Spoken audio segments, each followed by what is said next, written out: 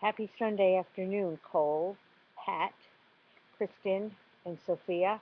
I hope you're having a little bit of a chance to get out on a beautiful Sunday like this.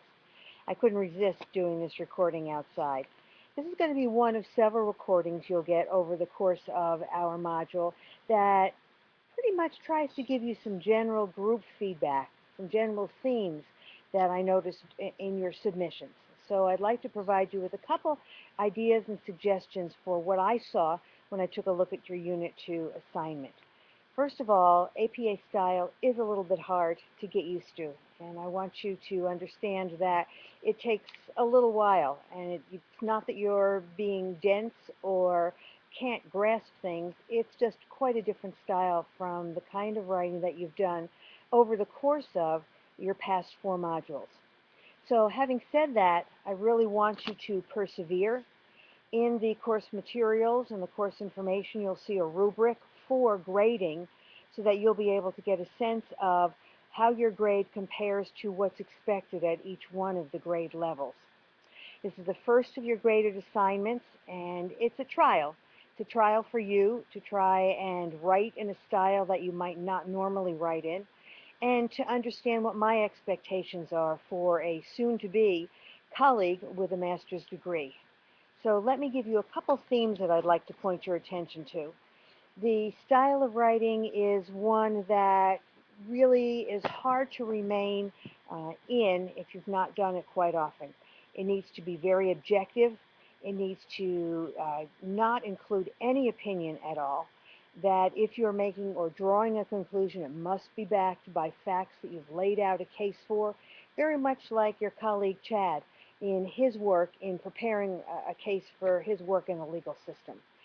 So I really also want to make sure that as you're writing, you're not only not drawing conclusions, you're not using anecdotal data unless it's justified. For example, a story that helps make a point or quotes from an interview that you might be conducting. It's all part of laying the groundwork, the foundation, so that your capstone project is very much respected.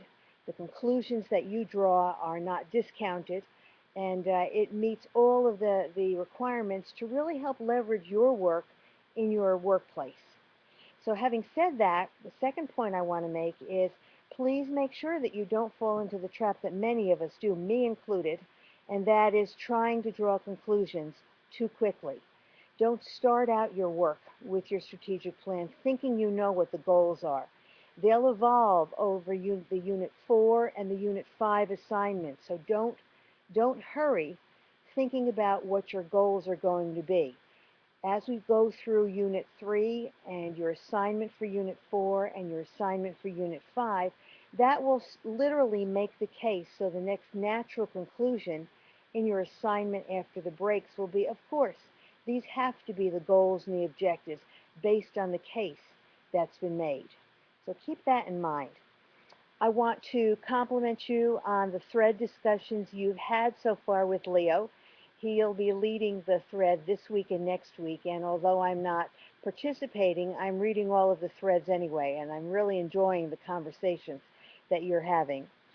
I want you to remember that each step that you go through in this program, in this module in particular, is another step closer. We're starting in Unit 3. There are only 12 units, so I want to make sure you're taking the time to recognize you are making progress.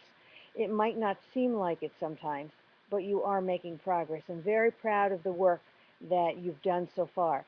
I'll go ahead and post this and post your grades, and I'll see you online in reading, and I'll be back as your TD leader in Unit 5.